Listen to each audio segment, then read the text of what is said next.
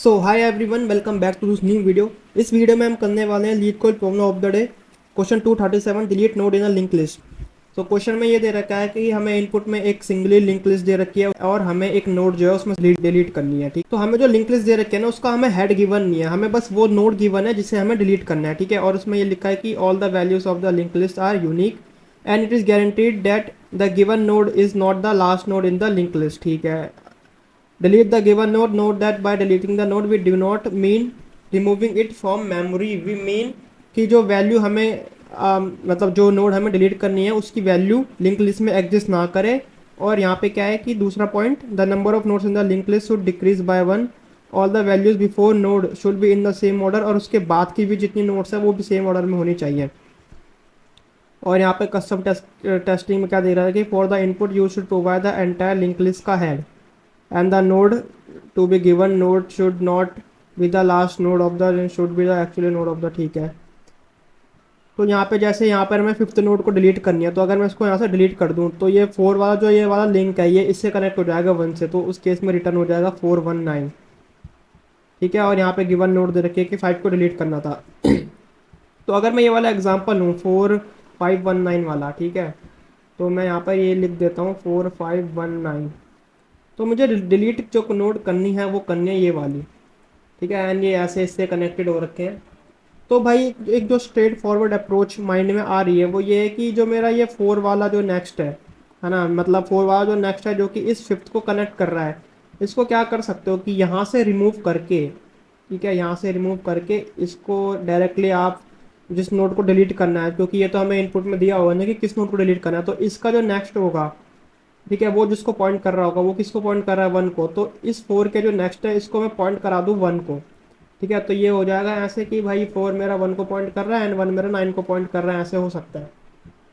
तो अगर मैं इसको एक बार करके देखूँ कि जो मेरा ये नोड है इसकी जो नेक्स्ट की वैल्यू होगी वो क्या हो जाएगी कि नोड का जो नेक्स्ट है उसका भी जो नेक्स्ट है। ठीक है, और अगर मैं इसको अब रन करके देखूँ तो देखो इसमें रॉन्ग आंसर आ रहा है ना। रॉन्ग आंसर क्यों आ रहा है इसमें? बेसिकली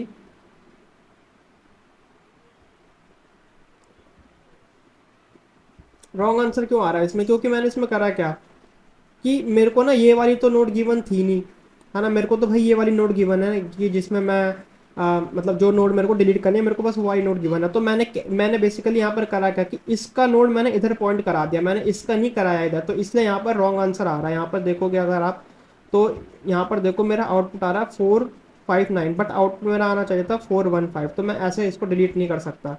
तो इससे पहले मेरे को यहाँ पे बेसिकली क्या करना पड़ेगा, मैं ये बोल रहा हूँ कि यहाँ पे देखो इसको मैं ऐसे लिख सकता हूँ कि मैं इसको लिख देता हूँ 4, ठीक है, और ये जो 5 लिखा हुआ है ना यहाँ पर इसकी जो वैल्यू है 5, इसको यहाँ से रिमूव करके मैं इसकी जगह अगर 1 लिख दूँ, ठीक है, मतलब जो मेरे को नोड गिवन है उसके नेक्स्ट पर जो नोड खड़ी है उसकी वैल्यू को मैंने कॉपी कर दिया अपने प्रीवियस वाली नोड पर।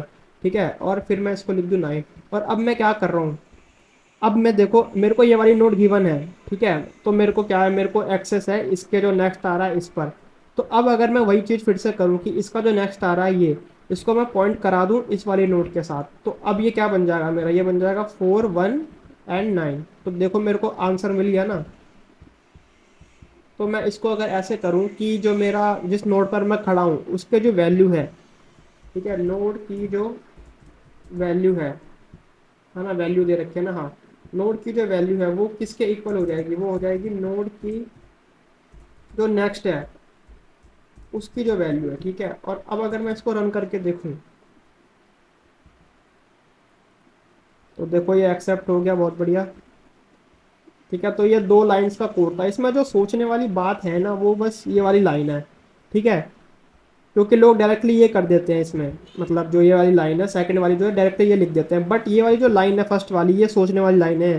ठीक है, तो तभी ये जो है मीडियम मार्क करा हुआ है। वैसे तो ये क्वेश्चन देखो कितना इजी है, सिर्फ 2 लाइन्स का कोड है और उसी में ख़त्म हो गया ये। ठीक है, और इसकी जो स्पेस कॉम्प्लेक्सिटी टाइम कॉम्प्लेक्सिटी होगी वो कितनी होगी भाई, कुछ मैं कर नहीं रहा हूँ, ठीक है, सिंपली 2 मैंने आइट्रेशंस लिख रखे हैं यहाँ पर।